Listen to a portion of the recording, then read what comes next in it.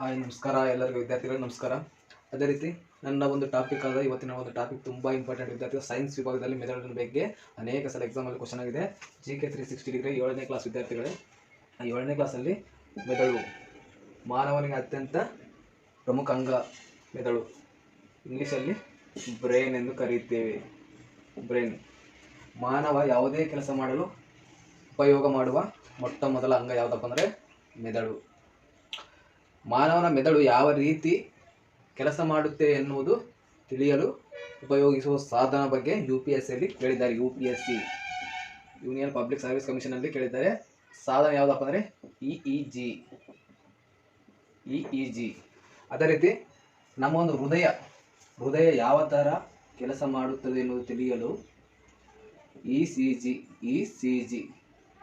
ECG electrocardiogram. ಅದೇ ರೀತಿ EEG ಕೂಡ ಎಲೆಕ್ಟ್ರೋಎನ್ಸೆಫಾಲೋಗ್ರಾಫಿ. ಇಲ್ಲ ನೋಡ್ರಿ, ಎಲೆಕ್ಟ್ರೋಎನ್ಸೆಫಾಲೋಗ್ರಾಫಿ EEG. ಅದೇ ರೀತಿ ECG ಎಲೆಕ್ಟ್ರೋಕಾರ್ಡಿಯೋಗ್ರಾಫಿ ಅಥವಾ ಗ್ರಾಮ್ ಎಂದು ಕೂಡ ಕರೆಯುತ್ತೇವೆ. ಅದೇ ರೀತಿ ಯಾನ್ಸ್ ಬರ್ಗರ್ ಅವರು EEG ಅನ್ನು ಕಂಡುಹಿಡಿದಿದ್ದಾರೆ. ಯಾನ್ಸ್ ಬರ್ಗರ್ ಮೆದುಳು ಯಾವ ಥರ ಕೆಲಸ ಮಾಡುತ್ತದೋ, ಇಲ್ಲವೇ ಯಾವುದೋ ಒಂದು ಪೆಟ್ಟಾದಾಗ ಮೆದುಳಿಗೆ ಮೊದಲು ಮಾಡುವ ಪರೀಕ್ಷೆ ಯಾವುದಪ್ಪ ಅಂದರೆ EEG ಎಲೆಕ್ಟ್ರೋಎನ್ಸೆಫಾಲೋಗ್ರಾಫಿ. ಸಾಕಷ್ಟು ಬಾರಿ ಎಕ್ಸಾಮಲ್ಲಿ ಕೇಳಲಾಗಿದೆ. ಮೆದುಳಿನ ಪರೀಕ್ಷೆ ಯಾವುದಪ್ಪ ಅಂದರೆ EEG. ಅದನ್ನು ಕಂಡುಹಿಡಿದವರು ಯಾನ್ಸ್ ಬರ್ಗರ್. ಅದೇ ರೀತಿ ವಿದ್ಯಾರ್ಥಿಗಳು, ಇವತ್ತಿನ ಒಂದು ಟಾಪಿಕ್ ಮೆದುಳಿನ ತೂಕ ಎಷ್ಟಿರ್ತವ? 1400 ಗ್ರಾಮ್. ಈ 1400 ಗ್ರಾಮ್ ಯಾರಿಗೆ ಇರ್ತದಪ್ಪ ಅಂದರೆ ಪುರುಷರಿಗೆ ಇರುತ್ತದೆ. ಪುರುಷರಿಗೆ 18 ವರ್ಷ ಮೇಲ್ಪಟ್ಟ ಪುರುಷರಿಗೆ 1400 ಗ್ರಾಮ್ ಇರುತ್ತದೆ. ಅದೇ ರೀತಿ ಮಹಿಳೆಯರಿಗೆ 1260 ಗ್ರಾಮ್. ಮಹಿಳೆಯರಿಗೆ ಸ್ತ್ರೀಯರಿಗೆ 1400 ಗ್ರಾಮ್. ಅದೇ ರೀತಿ ಹುಟ್ಟಿದ ಮಗುವಿನ ಮೆದುಳಿನ ತೂಕ ಎಷ್ಟಪ್ಪ ಅಂದರೆ, ಆಗ ತಾನೇ ಜನಿಸಿದ ಮಗುವಿನ ತೂಕ ಎಷ್ಟಪ್ಪ ಅಂದರೆ 350 ಗ್ರಾಮ್. ಹುಟ್ಟಿದ ಮಗುವಿನ ಮೆದುಳಿನ ತೂಕ ಎಷ್ಟಪ್ಪ ಅಂದರೆ 350 ಗ್ರಾಮ್. ಇದು ಪೊಲೀಸ್ ಕಾನ್ಸ್ಟೇಬಲ್ ಡೈರೆಕ್ಟ್ ಕ್ವಶನ್ ಆಗಿದೆ ವಿದ್ಯಾರ್ಥಿಗಳು. PCಯಲ್ಲಿ ಡೈರೆಕ್ಟ್ ಕ್ವಶನ್ ಆಗಿದೆ. 2019 ಮತ್ತು 2012ರಲ್ಲಿ ಕೂಡ ಪೊಲೀಸ್ ಕಾನ್ಸ್ಟೇಬಲಲ್ಲಿ ಡೈರೆಕ್ಟ್ ಕ್ವಶನ್ ಆಗಿದೆ. ಆಗ ತಾನೇ ಜನಿಸಿದ ಮಗುವಿನ ಮೆದುಳಿನ ತೂಕ ಎಷ್ಟಪ್ಪ ಅಂದರೆ 350 ಗ್ರಾಮ್. ಅದೇ ರೀತಿ ವಿದ್ಯಾರ್ಥಿಗಳೇ, ಮೆದುಳಿನ ಬಗ್ಗೆ ಅಧ್ಯಯನ ಮಾಡುವ ಶಾಸ್ತ್ರವನ್ನು ಫ್ರೇನಾಲಜಿ ಎಂದು ಕರೆಯುತ್ತೇವೆ. ಮೆದುಳಿನ ಬಗ್ಗೆ ಅಧ್ಯಯನ ಮಾಡುವ ಒಂದು ಶಾಸ್ತ್ರವನ್ನು ಫ್ರೇನಾಲಜಿ ಎಂದು ಕರೆಯುತ್ತೇವೆ.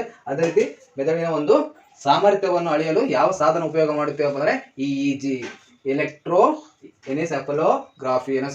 ಅದೇ ರೀತಿ EEG ಅನ್ನು ಕಂಡುಹಿಡಿದವರು ಯಾನ್ಸ್ ಬರ್ಗರ್. ಇದು SSC ಅಲ್ಲಿ ಕ್ವಶನ್ ಆಗಿದೆ. ಸ್ಟಾಫ್ ಸೆಲೆಕ್ಷನ್ ಸೆಂಟ್ರಲ್ ಗವರ್ಮೆಂಟ್ ಅಲ್ಲಿ ಸ್ಟಾಫ್ ಸೆಲೆಕ್ಷನ್ ಕಮಿಟಿಯಲ್ಲಿ EEG ಅನ್ನು ಕಂಡುಹಿಡಿದವರು ಯಾನ್ಸ್ ಬರ್ಗರ್.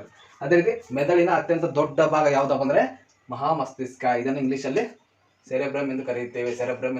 ಮಹಾಮಸ್ತಿಷ್ಕ ಮೆದುಳಿನ ಅತಿ ದೊಡ್ಡ ಭಾಗ. ಇಂಪಾರ್ಟೆಂಟ್, ಹಲವಾರು ಬಾರಿ ಕ್ವಶನ್ ಆಗಿದೆ.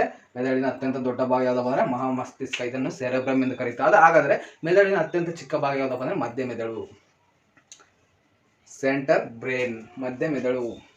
ಮೆದುಳಿನ ಚಿಕ್ಕ ಭಾಗ ಯಾವುದಪ್ಪ ಅಂದರೆ ಮಧ್ಯ ಮೆದುಳು. ಅದೇ ರೀತಿ ನಮ್ಮ ಮೆದುಳಿನಲ್ಲಿ ಒಂದು ಮೆದುಳು ಬಳ್ಳಿ ಇರುತ್ತದೆ. ಆ ಮೆದುಳು ಬಳ್ಳಿ ಎಷ್ಟು ಸೆಂಟಿಮೀಟರ್ ಇರುತ್ತೆ ಎನ್ನುವುದು ಕ್ವಶನ್ ಆಗಿದೆ ವಿದ್ಯಾರ್ಥಿ. ಎಷ್ಟು ಸೆಂಟಿಮೀಟರ್ ಅಂದರೆ 40ರಿಂದ 45 ಸೆಂಟಿಮೀಟರ್ ಇರುತ್ತದೆ. ಅದೇ ರೀತಿ ಮೆದುಳು ಬಳ್ಳಿಯಲ್ಲಿ ಎಷ್ಟು ಜೊತೆ ನರಗಳಿರುತ್ತವೆ? 31 ಜೊತೆ. ಇದು PSI ಕ್ವಶನ್. ಅದೇ ರೀತಿ ಮೆದುಳು ಬಳ್ಳಿಯಲ್ಲಿ 31 ಜೊತೆ ನರಗಳು ಇರುತ್ತವೆ. ಅದೇ ರೀತಿ ಮೆದುಳಿಗೆ ಬರುವ ರೋಗಗಳು ಕೂಡ ತುಂಬ ಇಂಪಾರ್ಟೆಂಟ್. ಯಾವುದಪ್ಪ ಅಂದರೆ ಪಾರ್ಕಿನ್ಸ್ ಕಾಯಿಲೆ ಅಥವಾ ಅನ್ಮೇಷಿಯಾ. ಅಂದರೆ ಮರೆವು. ಯಾವುದೇ ಒಂದು ಪೆಟ್ಟಾದಾಗ ಮರೆವು ಜಾಸ್ತಿ ಆಗಿರುತ್ತದೆ. ಯಾಕಂದರೆ ಮೆದುಳಿಗೆ ಕರೆಕ್ಟಾಗಿ ಪೆಟ್ಟಾದರೆ ಅನ್ಮೇಷಿಯಾ ರೋಗ ಬರುತ್ತದೆ. ಒಂದಿನ ಮಾತ್ರ ನೆನಪಿರುತ್ತದೆ. ಅದೇ ರೀತಿ ಬ್ರೈನ್ ಟ್ಯೂಮರ್ ಅಥವಾ ಬ್ರೈನ್ ಕ್ಯಾನ್ಸರ್ ಕೂಡ ಮೆದುಳಿಗೆ ಬರುತ್ತದೆ. ಅದೇ ರೀತಿ ಮತ್ತೊಂದು ಸಲ ಹೇಳ್ತೀನಿ, ಮೆದುಳು ಪುರುಷರಲ್ಲಿ ಎಷ್ಟು ಗ್ರಾಮ್ ಇರ್ತದೆ ಅಂದರೆ 1400 ಗ್ರಾಮ್. ಅದೇ ರೀತಿ ಮಹಿಳೆಯರಲ್ಲಿ 1260. ಅದೇ ರೀತಿ ಚಿಕ್ಕ ಮಕ್ಕಳಲ್ಲಿ 350 ಗ್ರಾಮ್. ಅದೇ ರೀತಿ ವಿದ್ಯಾರ್ಥಿಗಳೇ, ತೂಕ ಎಷ್ಟಪ್ಪ ಅಂದರೆ ಪುರುಷರಲ್ಲಿ 1400 ಗ್ರಾಮ್, ಮಹಿಳೆಯರಲ್ಲಿ 1260 ಗ್ರಾಮ್. ಅದೇ ರೀತಿ ಈಗ ತಾನೇ ಜನಿಸಿದ ಮಗು ಅಂದರೆ ಹುಟ್ಟಿದ ಮಗುವಿನ ಮೆದುಳಿನ ತೂಕ ಎಷ್ಟಪ್ಪ ಅಂದರೆ 350 ಗ್ರಾಮ್. ಅದೇ ರೀತಿ ಈ ಒಂದು ಮೆದುಳಿನ ಬಗ್ಗೆ ಅಧ್ಯಯನ ಮಾಡುವ ಶಾಸ್ತ್ರವನ್ನು ಫ್ರೇನಾಲಜಿ ಎಂದು ಕರೆಯುತ್ತೇವೆ. ಈ ಲಾಜಿಗಳು ಕೂಡ ತುಂಬ ಇಂಪಾರ್ಟೆಂಟ್.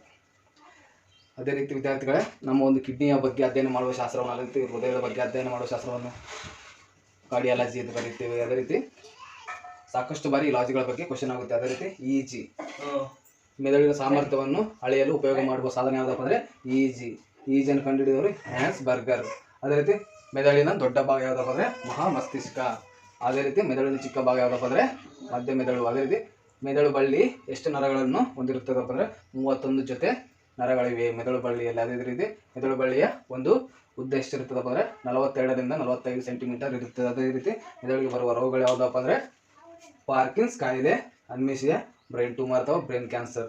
ಈ ರೀತಿಯಾಗಿ ಮೆದುಳಿಗೆ ಸಂಬಂಧಿಸಿದ ಒಂದು ಇಂಪಾರ್ಟೆಂಟ್ ಪ್ರಮುಖ ಅಂಶಗಳು ಎಕ್ಸಾಮಲ್ಲಿ ಯಾವುದಾದರೂ ಕೇಳಬಹುದು ವಿದ್ಯಾರ್ಥಿ. ಅದೇ ರೀತಿ ನಾವೆಲ್ಲ ರೀತಿಯಾಗಿ ಸಿದ್ಧರಾಗಿ ಇರಬೇಕು. ಈ ಮೆದುಳಿಗೆ ತುಂಬ ಸಲ ಎಕ್ಸಾಮಲ್ಲಿ ಮೆದುಳಿನ ಬಗ್ಗೆ ಕ್ವಶನ್ಗಳಾಗಿವೆ ವಿದ್ಯಾರ್ಥಿಗಳೇ. ಯಾವುದೇ ಒಂದು ಪ್ರಶ್ನೆ ಆದರೂ ಬರ್ಬೋದು ವಿದ್ಯಾರ್ಥಿ. ದಯವಿಟ್ಟು ಚೆನ್ನಾಗಿ ನೋಡಿ ವಿದ್ಯಾರ್ಥಿಗಳೇ.